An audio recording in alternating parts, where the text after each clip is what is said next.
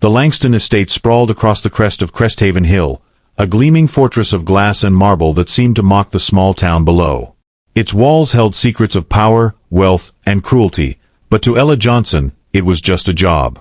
At 28, she moved through its halls like a ghost, her worn sneakers silent against polished floors. Her chestnut hair was always pulled into a tight bun, her hazel eyes sharp but guarded, catching every detail: the spilled Merlot on a Persian rug, the forgotten cufflinks on a mahogany dresser. Ella was the heartbeat of the mansion, keeping its chaos at bay, yet no one noticed her. Not the staff who gossiped in the kitchen, not the guests who arrived in chauffeured Bentleys, and certainly not Victor Langston, the billionaire tech mogul who owned it all. Victor was a man of sharp edges, sharp suits, sharper tongue. His dark hair was perpetually tousled, his green eyes glinting with a mix of arrogance and boredom. At 35, he'd built an empire on AI innovations, but his real talent was cutting people down with a smirk. That morning, as Ella polished a crystal chandelier in the grand foyer, Victor strode in, his phone pressed to his ear. A gaggle of staff trailed him, clutching clipboards and coffee cups, desperate to please. "No, I don't care if they're visionaries," Victor snapped into his phone. "If they can't deliver by Friday, they're out. And tell legal to bury that startup in paperwork." He hung up, tossing the phone to his assistant, Gina, a wiry woman with a perpetually frazzled expression. Gina caught it with a flinch, her eyes darting to the staff. Victor's gaze swept the foyer, landing on Ella, who was balanced on a ladder, her cloth moving in precise circles. "What's this?" he said, his voice dripping with mockery. "The background crew hard at work?"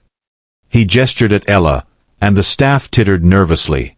A young maid, Clara, stifled a giggle behind her hand. Ella's hand paused mid-motion, her jaw tightening. She kept her eyes on the chandelier, the light fracturing into rainbows across her face. Background. The word stung, but she'd heard worse. She'd learned to swallow the barbs, to let them slide off like water on glass. Still, her fingers gripped the cloth a little tighter. "Honestly," Victor continued, striding closer, "you're like furniture, Ella. Always there, never noticed. Do you ever speak?" He leaned against a pillar, smirking, waiting for a reaction. The staff held their breath. Gina cleared her throat, stepping forward. "Mr. Langston, the caterers need your approval for—" "Not now, Gina," Victor cut her off, his eyes still on Ella. "I'm curious. What's it like, being invisible? Enlighten me." Ella's ladder creaked as she shifted. She could feel every eye in the room on her, the weight of their laughter pressing against her ribs. Slowly, she turned her head, meeting Victor's gaze. Her voice was soft but steady, like a blade wrapped in silk.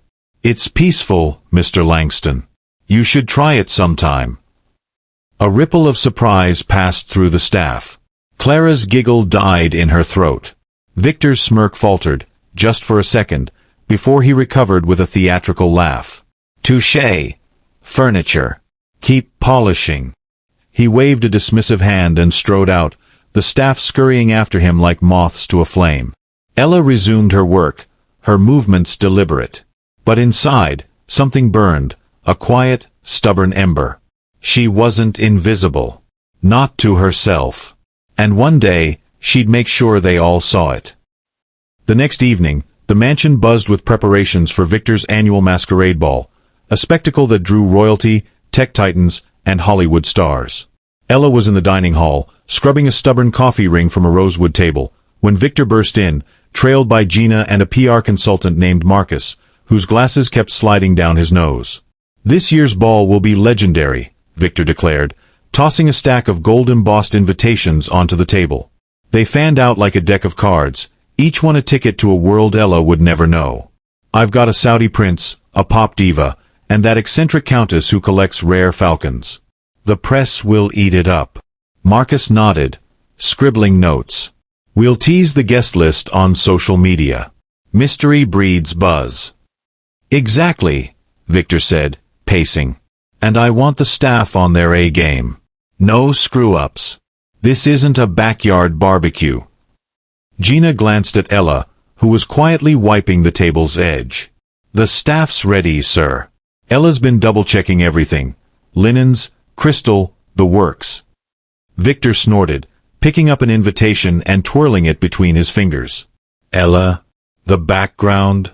I'm sure she's thrilled to scrub floors for royalty. He turned to Ella, his grin sharp. Ever wonder what it's like on the other side? Furniture? The glitz, the glamour. Ella didn't look up, her cloth moving in slow, even strokes. I manage, sir. Victor laughed, clearly enjoying himself. You know what? Let's have some fun. He flicked the invitation toward her, and it landed on the table with a soft thud. Here. Come to the ball. See how the real people live. The room went silent. Gina's eyes widened. Marcus adjusted his glasses, confused. Clara, who just entered with a tray of silverware, froze, her mouth half open. Ella's hand stilled, her gaze lifting to the invitation. The gold lettering glinted under the chandelier's light, mocking her. Victor leaned forward, his voice low and taunting. What's wrong? Afraid you'll trip in your apron. The staff erupted into laughter, Clara's high-pitched giggle cutting through. Gina shot her a warning look, but the damage was done.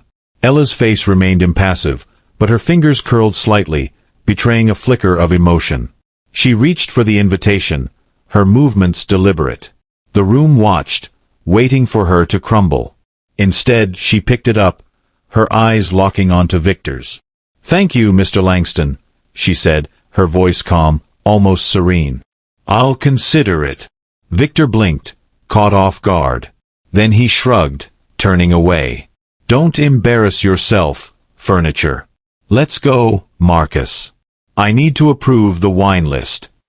As they left, Clara sidled up to Ella, smirking. You're not actually going, are you? I mean, what would you even wear?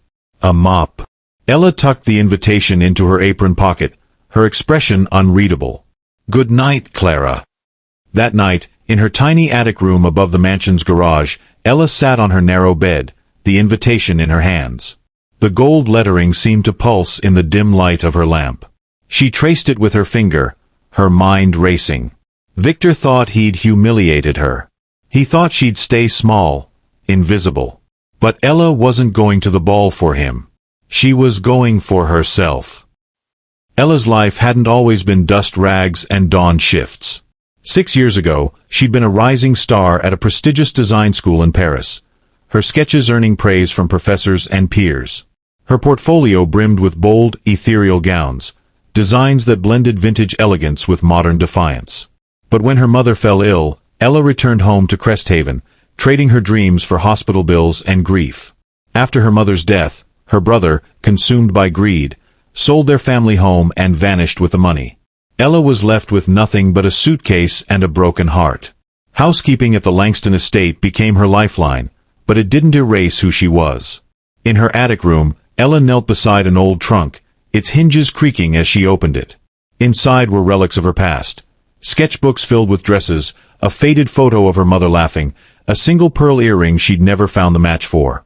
She pulled out a sketchbook, its pages yellowed but alive with her imagination. Her fingers lingered on a drawing of a gown that seemed to flow like water, its lines both fierce and delicate. The invitation lay on her bed, a challenge and a promise. Ella closed her eyes, remembering her mother's voice. You're not just what you do, Ella. You're what you choose to become. She opened her eyes, her resolve hardening. She wouldn't just attend the ball. She'd make them remember her. The next day, during her lunch break, Ella slipped into town, her heart pounding. She stood outside a small, weathered shop with a sign that read Lillian's Threads. The bell jingled as she entered, and Miss Lillian, a wiry woman in her 70s with silver hair and sharp blue eyes, looked up from her sewing machine. Ella Johnson. Lillian's face broke into a smile, then softened with concern. My girl, it's been years. You look tired. Ella hugged her, the scent of lavender and old fabric grounding her. I've missed you, Miss Lillian. I need your help. Over tea in the shop's cramped back room, Ella poured out her story. The mansion, Victor's taunts, the invitation. Lillian listened, her eyes narrowing when Ella mentioned the ball. That Langston boy's always been a snake, Lillian said, stirring her tea with a clink. Thinks he can play God with people's dignity. You're really going to his circus. I'm not going for him, Ella said, her voice firm. I'm going to remind myself who I am. Lillian studied her, then nodded. All right, then. What's the plan? Ella hesitated, then pulled out her sketchbook, opening it to the gown she'd drawn years ago. This. But better. I want to make it myself, but I need your tools. Your guidance. Lillian's eyes widened as she traced the sketch. Ella, this is art. You've still got it.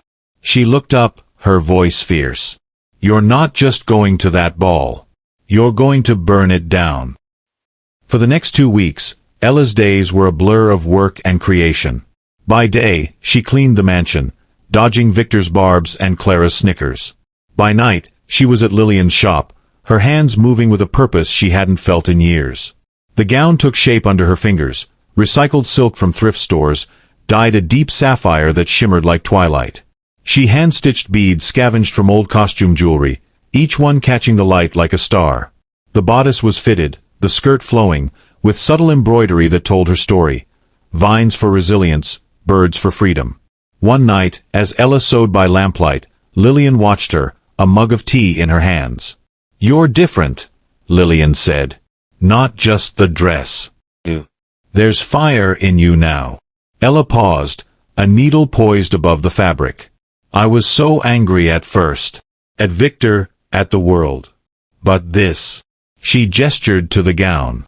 This isn't about anger. It's about proving I'm still here. Lillian nodded, her eyes misty. Your mama would be proud. She always said you had a light no one could snuff out. Ella smiled, but her throat tightened. I hope so. Their conversation was interrupted by a cough, Lillian's, sharp and rattling. Ella's heart sank. You okay? Lillian waved her off. Just age, girl. Keep sewing. You've got a deadline. But Ella didn't miss the way Lillian's hands trembled as she poured more tea. She made a mental note to check on her mentor tomorrow. The next morning, Ella arrived at the mansion to find Gina in the kitchen, her face pale. Ella, it's getting worse, Gina whispered, glancing at the door. Victor's on a rampage. He chewed out Clara for a smudge on a glass, and now he's mocking you to the press.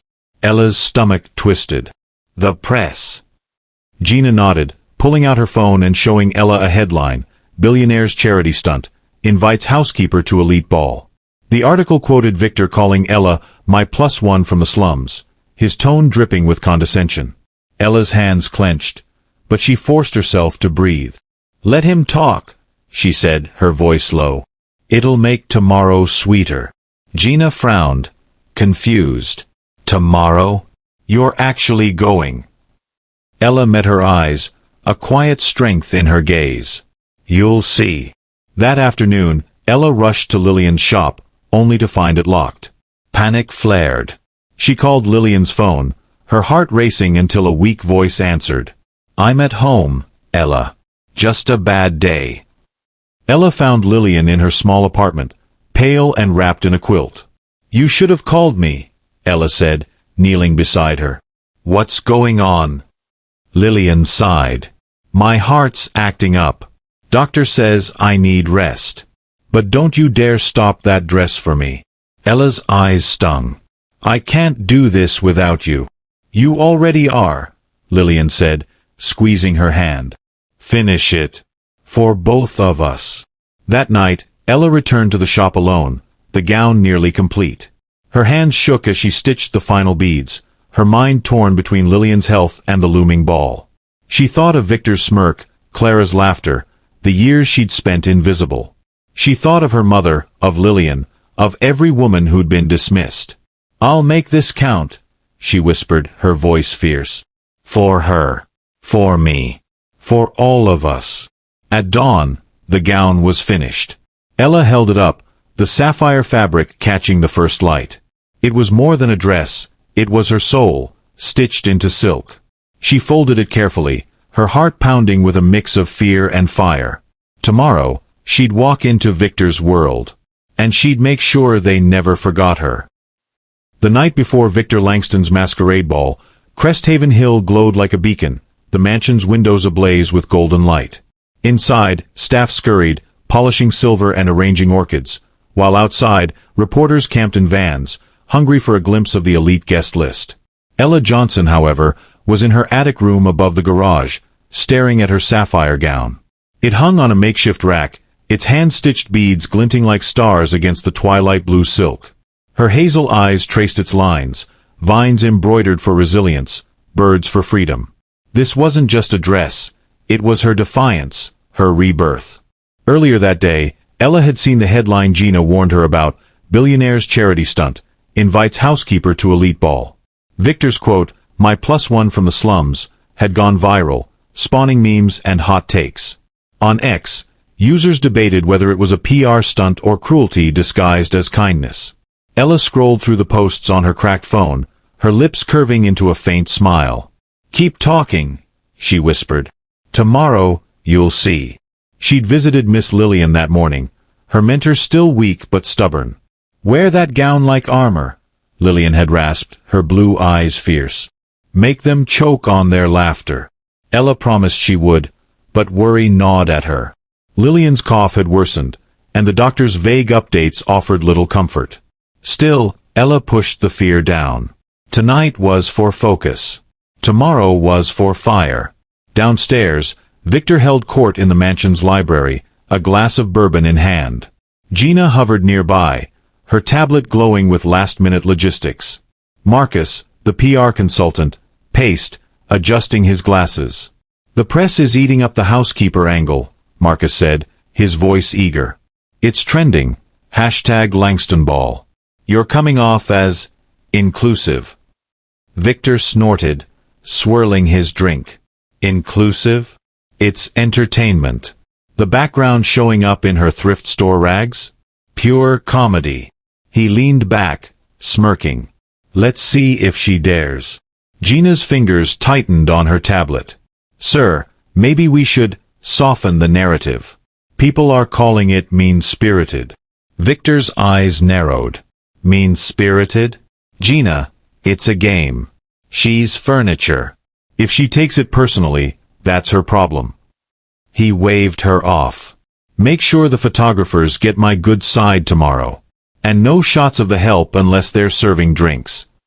Gina hesitated, glancing at the door. She'd seen Ella's quiet strength, the way she carried herself despite the taunts. Something was brewing, and Gina wasn't sure Victor was ready for it. "Yes, sir," she said, but her voice was tight. In her room, Ella slipped on the gown for a final fitting. The silk hugged her frame, the skirt flowing like water. She tied a gold mask over her face, its delicate filigree framing her eyes. In the cracked mirror, she barely recognized herself. Not the housekeeper, but a woman who belonged in that ballroom. Her heart raced, but her hands were steady as she packed the gown away. Tomorrow, she'd arrive not as Ella the Invisible, but as Ella the Unforgettable. The night of the ball arrived, and the Langston estate was a spectacle. Limousines snaked up the hill, disgorging guests in couture and masks, sequined peacocks, velvet phantoms, gilded lions. Paparazzi flashbulbs popped like gunfire, capturing a Saudi prince in a jeweled turban, a pop diva in a feathered cape, and a tech mogul with a robotic mask that blinked with LEDs. Victor stood at the ballroom's entrance, resplendent in a black velvet suit and a silver mask, shaking hands and charming reporters. "Welcome to the event of the year," he told a journalist, his grin sharp. "No one does it like Langston." Inside, the ballroom was a dreamscape. Crystal chandeliers, a string quartet, and a ceiling painted with constellations. Guests swirled, their laughter mingling with clinking glasses. Gina, in a plain black dress, coordinated from the sidelines, her eyes scanning the crowd. Clara, serving champagne, whispered to another maid, "Can you believe Ella thinks she's coming? She'll look like a clown." Gina overheard and shot Clara a look. "Focus on your tray, Clara. She's got more guts than you." Clara huffed but moved on, her tray wobbling. Outside, the line of limos parted as a battered yellow cab rolled up. The reporters, expecting another A-lister, turned their cameras, only to pause. The cab's door opened, and Ella stepped out. Her sapphire gown caught the light, shimmering like a midnight sea. The gold mask accentuated her hazel eyes, which burned with quiet fire. Her chestnut hair was swept into an elegant updo, a single pearl earring, her mother's, gleaming at her ear. She stood tall, her presence commanding, as if the hill itself bowed to her. A murmur rippled through the crowd. "Who is she?" a reporter whispered. "A princess? A designer?" Cameras flashed, lenses zooming in. Ella didn't flinch. She glided up the marble steps, her skirt trailing like a comet's tail. At the entrance, a security guard blinked, checking her invitation twice. "Go on," he muttered, waving her through. Inside, Gina spotted her first. Her jaw dropped. "That's Ella?" she breathed, her tablet nearly slipping. Clara, nearby, choked on a laugh, then froze as Ella entered the ballroom. The room seemed to pause. Conversations faltered, heads turned. The string quartet's notes hung in the air.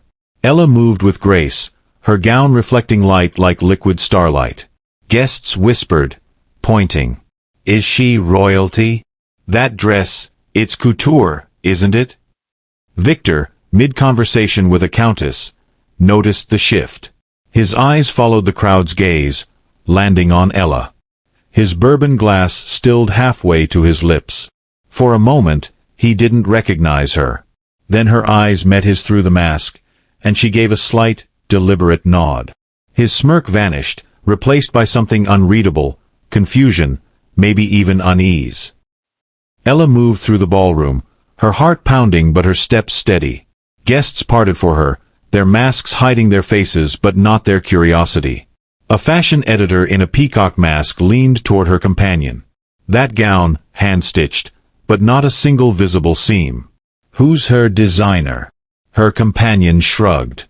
"She's no one I know. But she's someone." At the bar, Ella accepted a glass of sparkling water, her fingers brushing the stem delicately. A man in a lion mask approached, his accent thick with Dubai's cadence. "May I have this dance, mystery lady?" he asked, bowing slightly. He was a prince, Ella realized, his cufflinks glinting with emeralds. Before she could answer, Victor appeared, his silver mask catching the light. "Sorry, Your Highness," he said, his voice smooth but edged. "I need a word with this guest." The prince hesitated, then bowed and retreated. Ella turned to Victor, her expression calm behind the mask. He leaned in, his voice low. "What's this, furniture? Playing dress-up to embarrass me?" Ella sipped her water, unruffled. "Embarrass you? I'm just enjoying the party, Mr. Langston. You invited me, remember?" His jaw tightened. "That gown. Where'd you steal it?" "Steal?" Ella's lips curved slightly. "I made it. Every stitch. But you wouldn't know about creating anything, would you? You just tear things down." Victor's eyes flashed, but before he could retort, a photographer snapped their picture, the flash blinding. "Mr. Langston, who's your guest?" the photographer called. Victor waved him off, but Ella stepped forward, her voice clear. "Just someone who cleans your floors. For now." The photographer's eyes widened, and he snapped another shot. Victor grabbed her arm, pulling her toward the dance floor. "Let's dance," he hissed. "You want attention? Fine." On the floor, they moved stiffly, the music a waltz that felt like a duel. Guests watched, sensing the tension. "You think this stunt changes anything?" Victor said, his grip firm. "You're still nobody." Ella met his gaze, her voice soft but piercing. "And you're still scared of anyone who isn't." She pulled away as the song ended, leaving him standing alone, his mask hiding his scowl but not his rattled composure. The ballroom buzzed with speculation. Ella's exchange with Victor hadn't gone unnoticed. A tech heiress in a swan mask whispered to her date, "Did she say she cleans here?"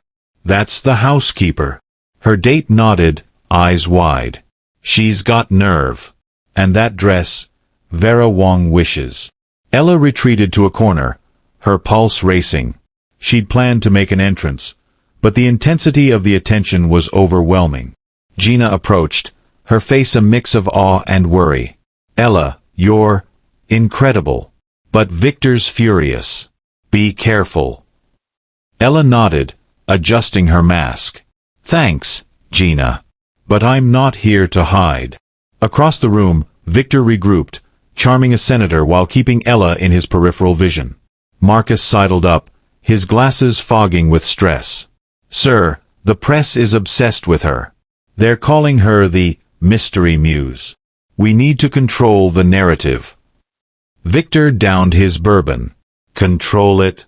She's a nobody in a homemade dress. Let her have her moment. It'll crash by morning. But Marcus wasn't so sure. He showed Victor his phone, where X-posts were exploding. Who's the goddess in blue at #Langston ball? That dress is a masterpiece. Forget the celebs, she's the story. A blurry photo of Ella and Victor dancing was racking up likes, captioned, Billionaire versus Badass. Who wins? Victor's face darkened. Find out who's posting this crap. And get her out of here before she ruins my night.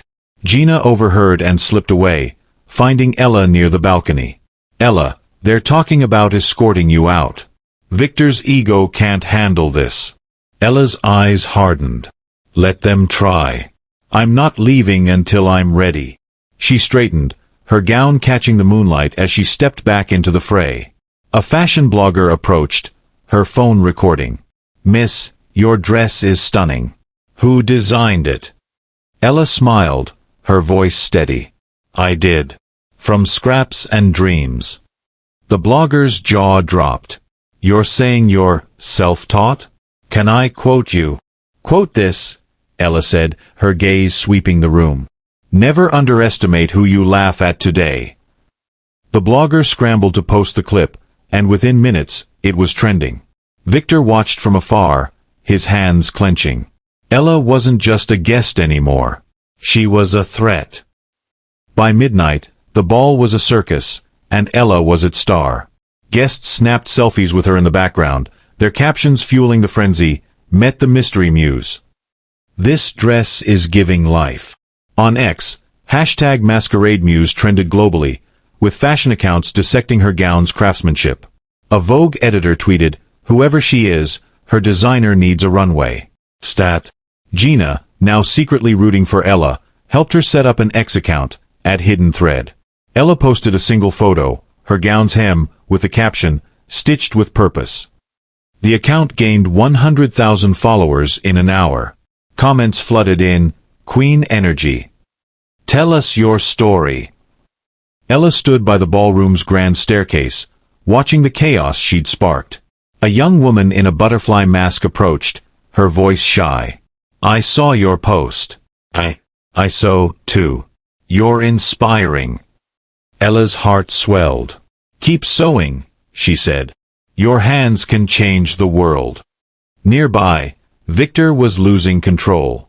Reporters swarmed him, asking about the housekeeper. He forced a laugh. She's a staff member who got creative. I encourage ambition. But his words sounded hollow, and the internet wasn't buying it.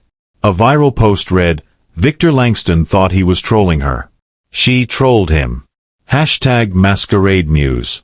Marcus tugged at his collar. Sir, we need to pivot. Embrace her story, or it'll bury you.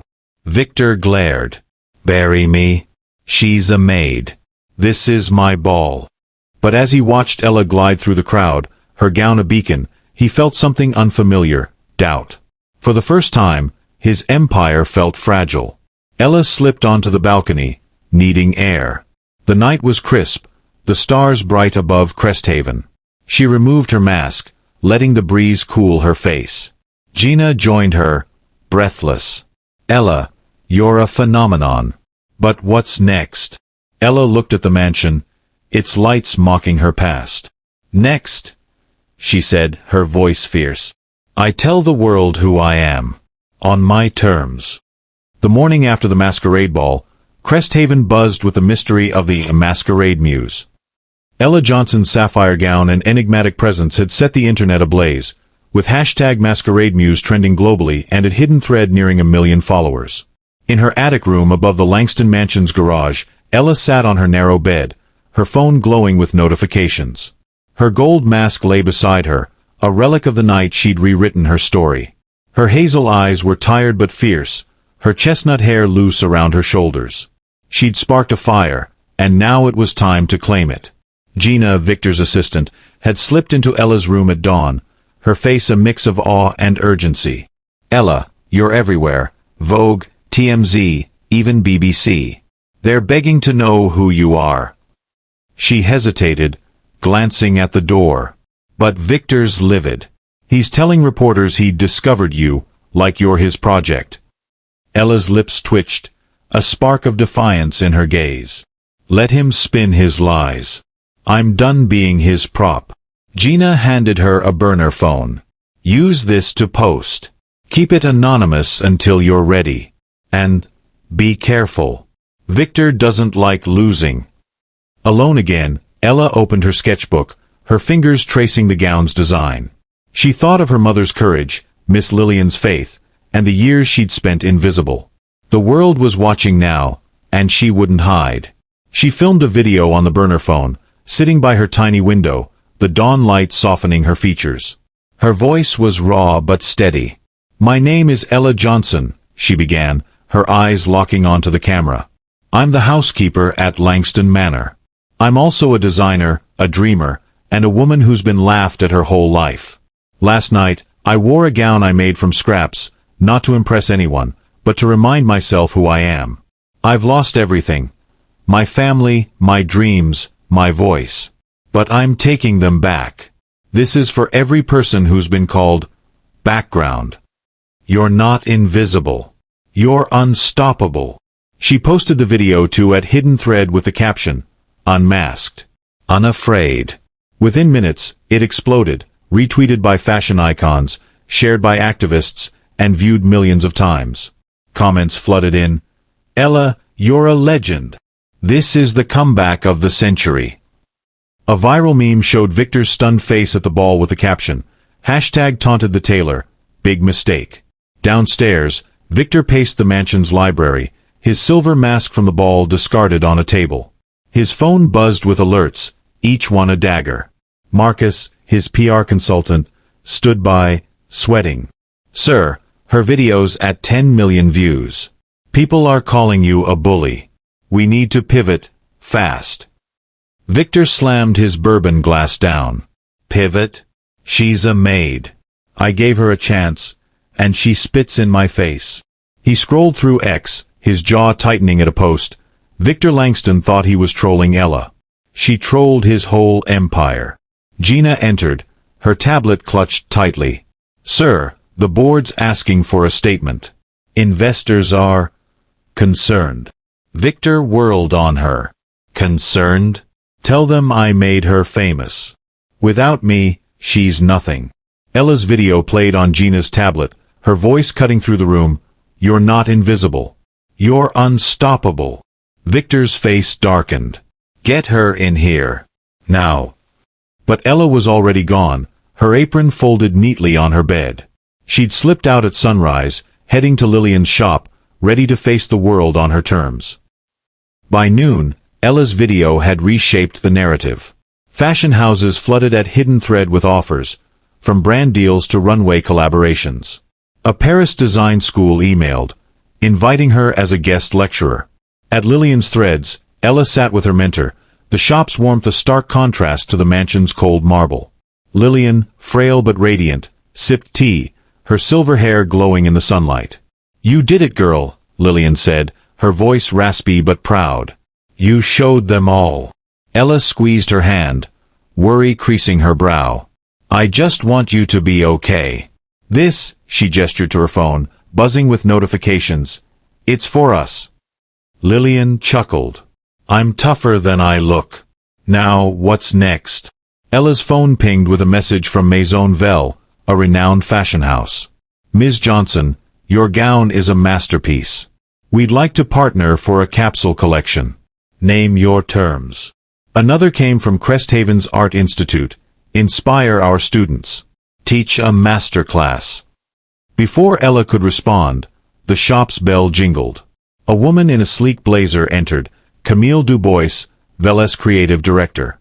Her auburn hair was pinned elegantly, her eyes sharp. "Ms. Johnson," she said, extending a hand. "Your video moved me.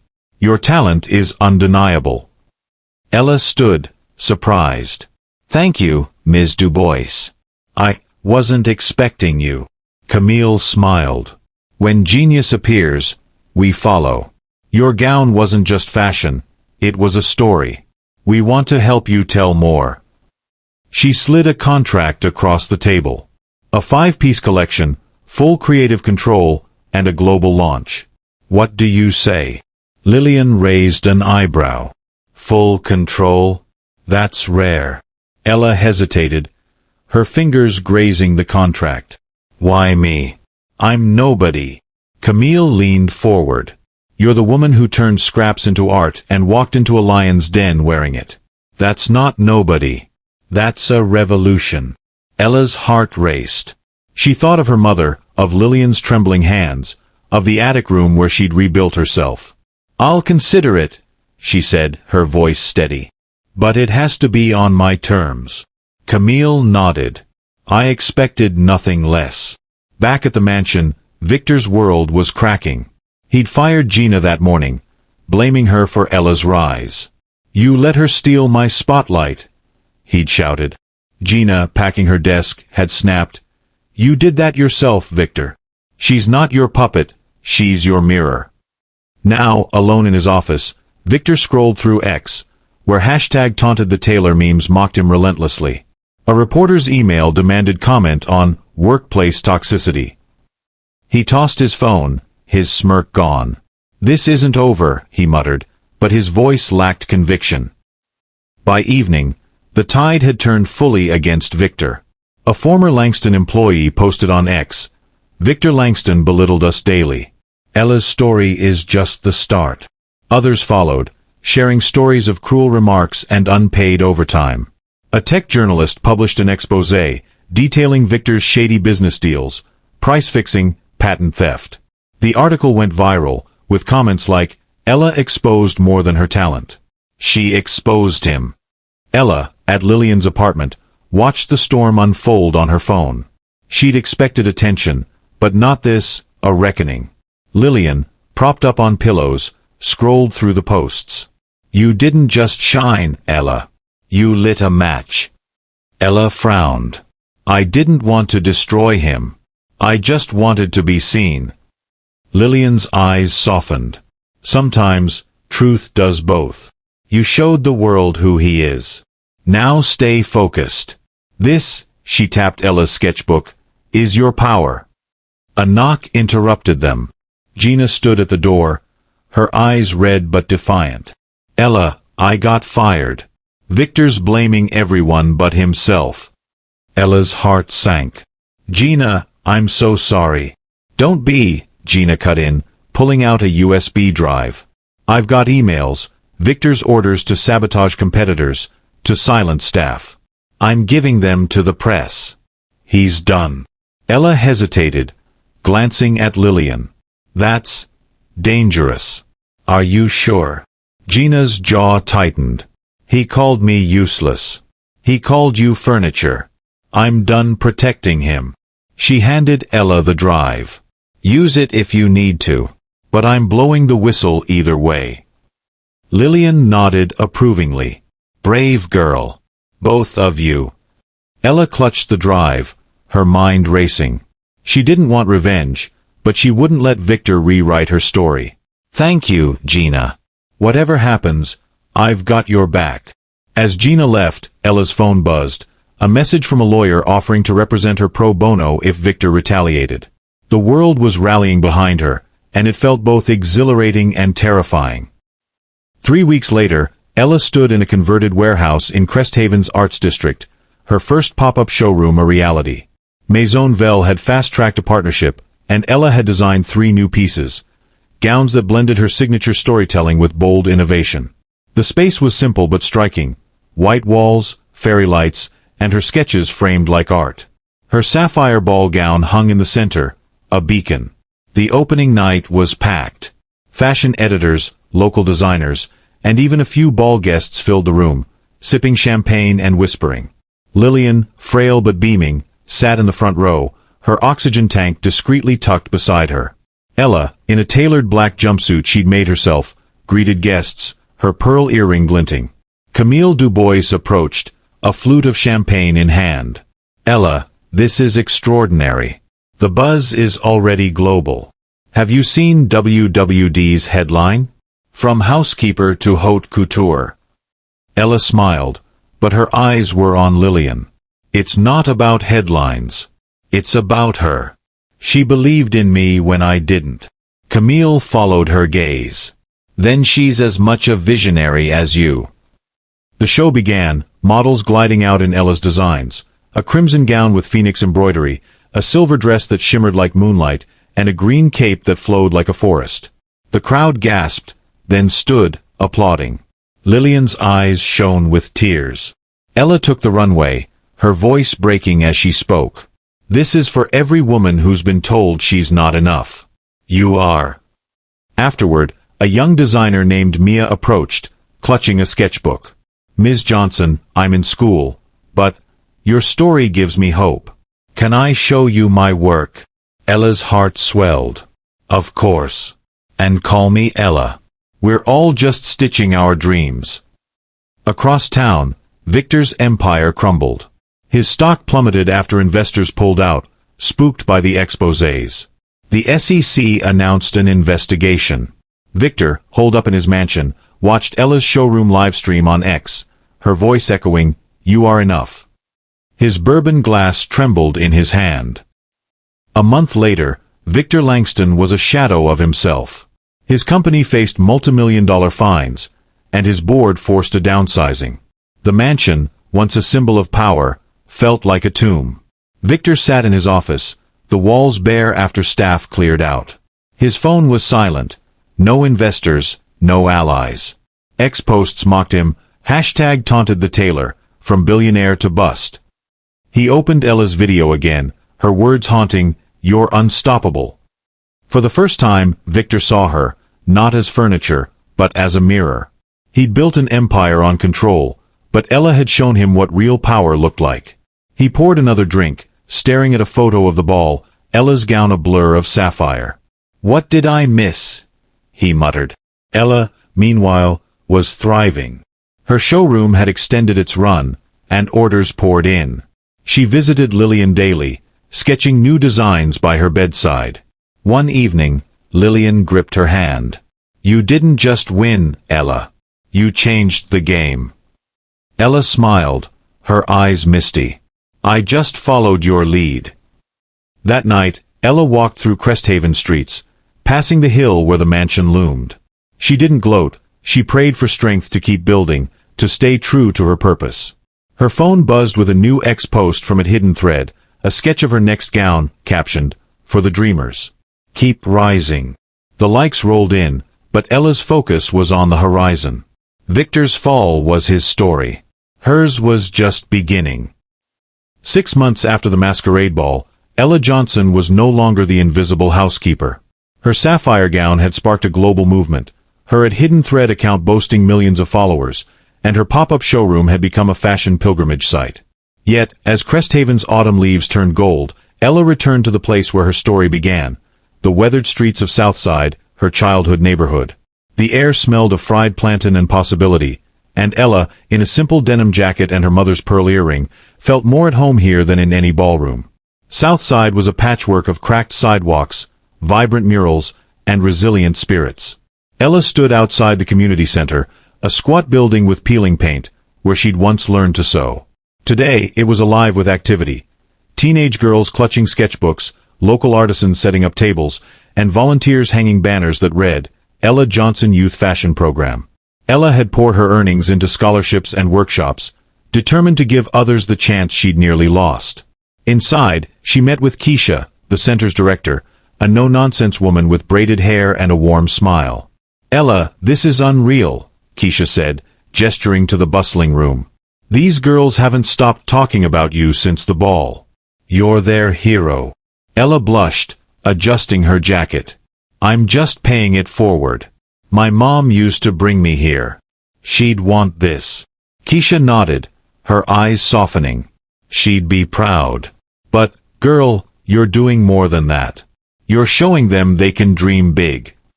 A group of girls approached, led by Aisha, a lanky 15-year-old with a sketchbook clutched to her chest. "Ms. Ella, I made this," Aisha said, shyly opening to a drawing of a dress. Bold lines, vibrant colors, unmistakably her own. "It's inspired by you." Ella's heart swelled. She knelt to study the sketch, her fingers tracing the design. "Aisha, this is stunning. You've got a voice here. Keep using it." Aisha beamed, but her smile faltered. "But what if people laugh? Like they did with you?" Ella met her gaze, her voice firm but kind. "Let them laugh. Their noise can't dim your light unless you let it. You keep drawing, okay? I'll be here to help." As Aisha nodded, Ella stood, noticing a crowd gathering outside. Keisha grinned. "They're here for the mural unveiling. Ready." Ella took a deep breath and stepped outside, where a tarp covered a wall. She pulled it down, revealing a mural of her mother. Laughing, vibrant, surrounded by threads and flowers. The crowd cheered, cameras flashing. Ella's eyes misted, but she smiled. "This is the runway that matters," she said, her voice carrying. "Southside made me. Now let's make futures together." The crowd roared, and X lit up with posts. Ella Johnson unveils mural for her mom in Southside. Hashtag hidden thread. This is what real power looks like. Ella didn't check her phone. She was too busy hugging Aisha and promising to mentor her designs. 2 weeks later, Ella was at her new fashion hub, a converted loft in Cresthaven's Arts District, filled with sewing machines, fabric rolls, and sketches pinned to walls. Her team, a mix of local artisans and young designers, worked on her next collection. Ella, in a linen apron, was cutting fabric when the doorbell chimed. She looked up, expecting a delivery, but froze. Victor Langston stood in the doorway, unrecognizable in a plain sweater and jeans, his dark hair unkempt, his green eyes lacking their usual arrogance. The room went quiet, her team exchanging glances. Ella wiped her hands, her expression guarded. "Mr. Langston, what do you want?" Victor shifted, clearly uncomfortable. "Can we talk?" "Privately." Ella hesitated, then led him to a small office, closing the door. She crossed her arms, her pearl earring glinting. "Speak." Victor cleared his throat, his voice low. I owe you an apology. For the ball, for the taunts, for everything. I was cruel because I could be. You showed me what I couldn't see." Ella's eyes narrowed. She remembered his smirks, his furniture jabs, the way he tried to claim her success. "Why now? Your empire's gone. Is this about saving face?" Victor winced, rubbing his neck. "No. Well, maybe at first. But I've been reading about your work, Southside, the scholarships. You're building something real. I want to learn what that means." Ella studied him, searching for deceit. His shoulders were slumped, his bravado stripped. "Change begins where ego ends," she said, her voice sharp. "Words are easy, Victor. Prove it." He nodded, almost relieved. "I'm trying. I started volunteering, youth programs, like you. It's small, but it's something." Ella didn't soften, but she didn't dismiss him. "If you're serious, keep going. But don't expect my forgiveness to make you feel better. This," she gestured to the hub, "is my focus." Victor lingered, then turned to leave. At the door, he paused. "For what it's worth, you didn't just win. You changed me." Ella watched him go, her heart conflicted. She didn't trust him, but she recognized the crack in his armor. Returning to her team, she picked up her scissors, her resolve unshaken. Victor's redemption was his burden. Hers was creation. That evening, Ella posted on at Hidden Thread, "Roots ground you. Dreams lift you. Southside, we're soaring." The post went viral, but Ella was already sketching, her mind on Aisha's dress and Lillian's frail smile. Ella's star continued to rise, and the fashion world took notice.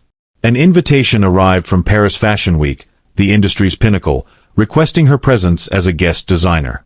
The letter was gold embossed, promising a platform to showcase her work. But there was a catch. The organizers wanted her alone, with no mention of the African designers she'd been mentoring, like Nia, a Nigerian prodigy whose beadwork rivaled Ella's. Ella sat in her hub, the letter on her desk, her team gathered around. Nia, a vibrant woman with locks and a quick laugh, frowned. "They want your shine, Ella, but not ours." Typical. Ella tapped the letter, her jaw tight. "They think I'll jump at their scraps. They're wrong." Her lead seamstress, Jamal, leaned forward. "Paris is huge, Ella. You could put us all on the map. Why say no?" Ella met his gaze, her voice fierce. "Because us includes Nia, Aisha, all of you. If they don't want our whole story, they don't get me." Nia grinned. "So what's the play?" Ella's eyes sparkled. "We make our own runway. Digital, global, and unapologetic. We show the world what they're missing." The team erupted in cheers. Over the next week, Ella and her crew worked tirelessly, transforming the hub into a studio. They live-streamed fittings, shared Nia's beadwork tutorials, and teased designs on at Hidden Thread. Ella partnered with a local tech startup to build a virtual runway platform, accessible to anyone with a phone. She named it Forbidden Runway, a defiant nod to the gatekeepers who'd excluded her peers. The launch night arrived, and the hub buzzed with energy. Ella, in a sleek black gown with Nia's beaded accents, hosted the stream. Models, Southside locals, not agency stars, walked a makeshift runway, wearing Ella's and Nia's designs. Aisha's dress, vibrant and bold, closed the show, with the teen herself walking, beaming. The chat exploded. "This is fashion. Forbidden Runway au Paris." Halfway through, Ella took the mic, her voice clear. "This isn't just a show. It's a promise. Fashion isn't for the few. It's for the fearless. To Nia, Aisha, and every dreamer, you belong." The stream hit 50 million views in 24 hours, outpacing Paris Fashion Week's coverage. X-posts crowned Ella a disruptor. Ella Johnson just rewrote the runway rulebook. Hashtag Forbidden Runway, Paris organizers scrambled, issuing a belated invite to Nia, but Ella declined. "We've built our own table," she tweeted. The fashion world listened, and brands began courting Nia and her peers. Amid the whirlwind, Ella reconnected with Theo Carter, a childhood friend who'd become a documentary filmmaker. Theo, with warm brown eyes and a quiet intensity, had been filming Southside's transformation, capturing Ella's youth program and mural unveiling. His lens often lingered on her hands sketching, her laugh with Aisha, her fierce speeches. Ella noticed, her heart stirring in ways she hadn't expected. One evening, at the hub, Theo set up his camera to interview Ella for his documentary, Threads of Courage. The room was quiet, the team gone home. Ella sat on a stool, her denim jacket swapped for a soft sweater, her pearl earring catching the light. Theo adjusted the lens, his voice gentle. "Ella, tell me about the ball. Not the gown, but what it meant to you." Ella smiled, her guard softening. "It was terrifying. I felt like I was walking into a fire. But it wasn't about Victor or the guests. It was about proving I could still dream, even after everything. My mom, my brother, the years I lost." Theo nodded, his eyes warm. "You didn't just prove it to yourself. You proved it to the world. I've been filming you for weeks, and you're unstoppable." Ella laughed, tucking a strand of hair behind her ear. "Unstoppable? I'm just stubborn." Theo lowered the camera, his voice quieter. "You're more than that. I remember you at 10, sketching dresses in the community center. You had this fire even then. I should have told you how much I admired you. Ella's breath caught. Theo, why didn't you?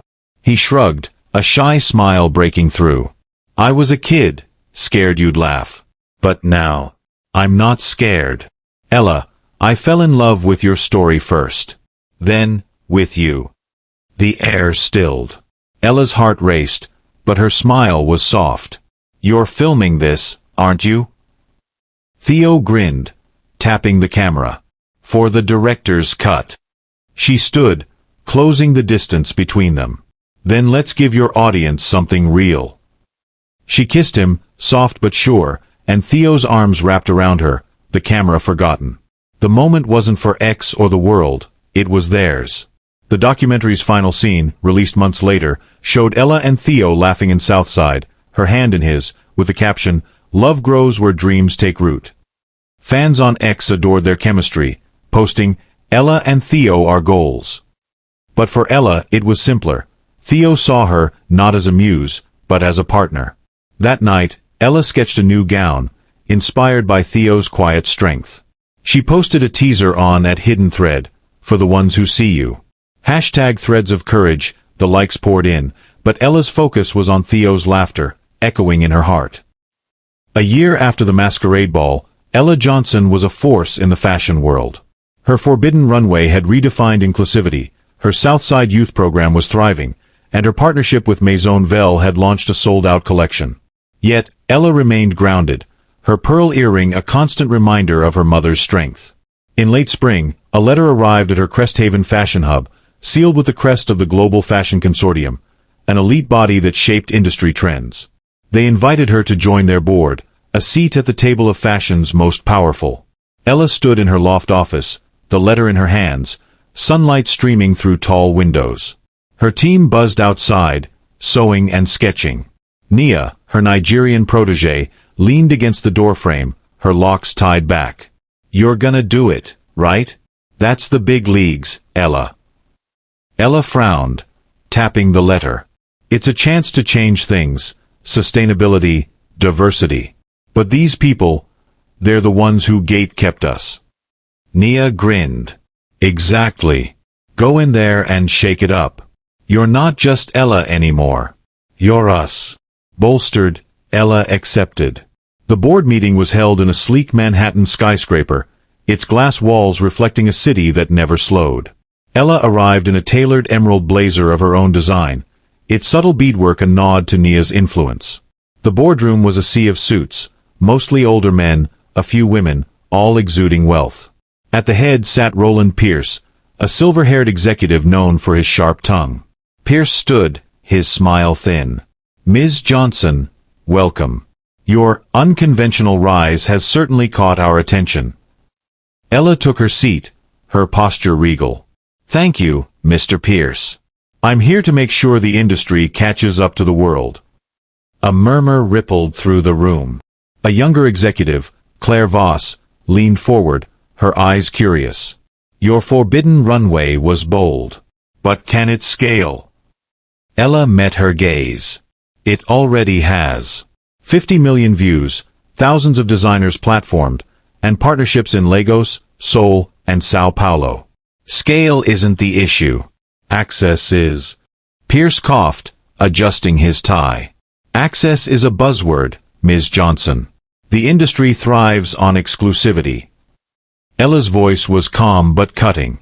Exclusivity that shuts out talent like Nia Okoye, whose beadwork outshines half the runways in Paris. That's not thriving. That's stagnation. The room stilled.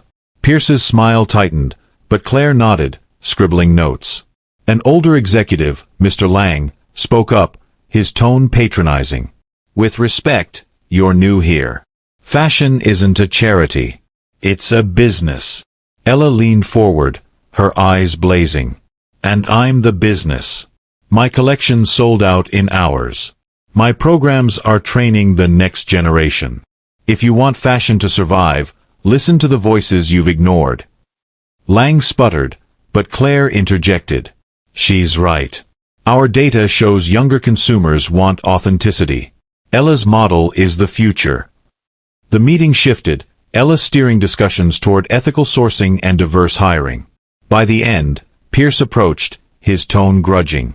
"You're persuasive. My daughter's a fan. Could you sign this for her?" He held out a Vogue cover featuring Ella. Ella signed it, her smile sharp. "For your daughter, tell her to dream bigger than this room." That night, Ella posted on at Hidden Thread, took a seat at the table. "Now we're rewriting the menu." #Forbidden Runway, the post went viral, with comments like, "Ella's out here slaying dragons." She called Nia, her voice warm. "We're just getting started." Months later, Ella stood in the grand atrium of the Museum of Global Fashion in London, her sapphire ball gown displayed on a pedestal. The dress, once stitched in Lillian's shop, was now a cultural artifact, its beads glinting under soft lights. A plaque read, "Crafted in pain. Worn in power. Remembered in purpose." The induction ceremony drew designers, curators, and young girls clutching sketchbooks, their eyes wide with awe. Ella, in a flowing white gown with gold embroidery, addressed the crowd, her voice steady. "This gown isn't mine alone. It's my mother's courage, Lillian's faith, and every woman who's been underestimated. It's proof that your story can outshine any spotlight." The crowd applauded, cameras flashing. A girl, no older than 12, approached, her braids tied with ribbons. "Ms. Ella, I want to be like you. But I'm scared I'm not good enough." Ella knelt, her pearl earring catching the light. "You're already enough. Draw what's in your heart. That's where the magic is." The girl hugged her, and Ella's eyes misted. She thought of Lillian, now too frail to travel, watching the live stream from Cresthaven. After the ceremony, Ella video called her mentor, the museum's hum fading behind her. "Lillian, we did it. Your shop's in a museum now." Lillian's laugh was weak but bright. "No, girl. You're the museum. Keep building." That evening, X buzzed with posts, Ella Johnson's gown immortalized. #Masquerade Muse, a curator tweeted, "This dress isn't fashion. It's history." Ella walked through the exhibit, pausing at a sketch she'd donated, her first design, drawn at 16. She smiled, knowing her legacy was just beginning. Across the Atlantic, Victor Langston sat in a dimly lit studio, facing a microphone. His empire was a memory. Fines, lawsuits, and a shrunken company had stripped his billionaire status. Now, he was a guest on Raw Truth, a viral podcast known for unfiltered confessions. Victor, in a plain gray sweater, looked older, his green eyes haunted but clear. The host, Zara Cole, leaned forward, her voice sharp. "Victor, you were tech's golden boy. Then Ella Johnson happened. What went wrong?" Victor exhaled, his hands clasped. "I thought I was untouchable. I built an empire by controlling people. Staff, competitors, narratives. Ella, she broke that illusion." Zara raised an eyebrow. "Broke it how?" "You invited her to the ball. Some say you gave her the stage." Victor's laugh was bitter. "I invited her to mock her. Called her furniture. I thought she'd crumble. Instead, she walked in like a queen and showed me what leadership isn't. Her gown, her story, it wasn't just a stunt. It was truth." The studio was silent. Zara pressed, "You lost everything. Money, power, reputation. Regrets." Victor looked at his hands. "I regret thinking cruelty was strength. Ella showed me humanity, building, not destroying. I'm working with kids now, teaching tech in underfunded schools. It's not redemption. It's a start." Zara leaned back, impressed. "You sound different. But X is divided. Some call you a fraud, others see growth. What do you say?" Victor met her gaze. "Let them judge. I'm not here to win them over. I'm here to be better." The episode dropped that night, trending instantly. X posts were split, Victor's faking it. #taunted the tailor versus he's owning it. Respect. Ella listened to the podcast at her hub, her expression unreadable. Theo, editing his documentary nearby, paused. "What do you think? Is he for real?" Ella shrugged, her voice calm. "Doesn't matter. His story's his. Mine's bigger." On the ball's anniversary, Ella hosted her own gala at Cresthaven Civic Center, a fundraiser for women's education. The venue was transformed, white drapes, candlelight, and a runway showcasing her men's designs. Guests included CEOs, activists, and Southside locals, all united by Ella's vision. She wore a crimson gown, its phoenix embroidery a nod to her rebirth, her pearl earring gleaming. Aisha, now 16, greeted guests, her confidence soaring. "Ms. Ella, I designed the tablecloths," she whispered, pointing to vibrant patterns. Ella hugged her. "You're stealing the show, Aisha." The gala buzzed with energy. Nia's beaded dresses opened the runway, followed by Aisha's bold designs. The crowd stood, cheering. Ella took the stage, her voice resonant. "Tonight isn't about me. It's about the women we lift up. Education, dreams, power, those are our legacy." In the back, Victor stood quietly, invited as a donor to a youth program. He wore a simple suit, his presence unnoticed by most. Gina, now Ella's operations manager, spotted him and approached. "Didn't expect you here, Victor." He nodded, his voice low. "I wanted to see what she's built. It's humbling." Gina's eyes softened. "It's real. Stay out of her way, and you might learn something." Victor watched Ella, radiant on stage, and slipped out before the night ended. Ella never saw him, her focus on the women around her. X lit up with gala posts. Ella's gala is a movement. Hashtag full circle, donations poured in, funding scholarships for years. Ella's memoir, Tailor of My Destiny, hit shelves months later, a raw account of her journey from housekeeper to icon. It soared to bestseller lists, its cover, a sketch of her sapphire gown, iconic. Her TED Talk, filmed in Southside, went viral, garnering 20 million views. "Your pain is your power," she told the world. "Stitch it into something unbreakable." At a bookstore signing, Ella met fans, her smile warm. A woman in her 40s, clutching the book, shared, "I left an abusive job because of you. I'm starting my own bakery." Ella signed her copy, her eyes bright. "That's the real story. Keep baking." Theo filmed the event, his documentary now a festival darling. He caught Ella's eye, mouthing, "Proud of you." She winked, her heart full. Magazines crowned her a trailblazer, but Ella stayed focused. She posted on at Hidden Thread, "Wrote my story so you can write yours." Hashtag Tailor Your Destiny, comments flooded in, "Ella, you're our voice." She read them with Lillian, now in hospice, both smiling through tears. 2 years after the ball, Ella walked through the Langston Mansion's marble hallway, now a community art center after Victor's downfall. She was there for a youth workshop, her denim jacket swapped for a tailored coat, her pearl earring a quiet anchor. The hallway, once a symbol of her invisibility, echoed with laughter, kids sketching, sewing, dreaming. A girl, maybe 10, tugged Ella's sleeve. "Are you the woman from the internet? The one who made the blue dress?" Ella knelt, her smile soft. "I'm just Ella. And yeah, I made a dress. Want to make one too?" The girl nodded, eyes wide. "Can I be famous like you?"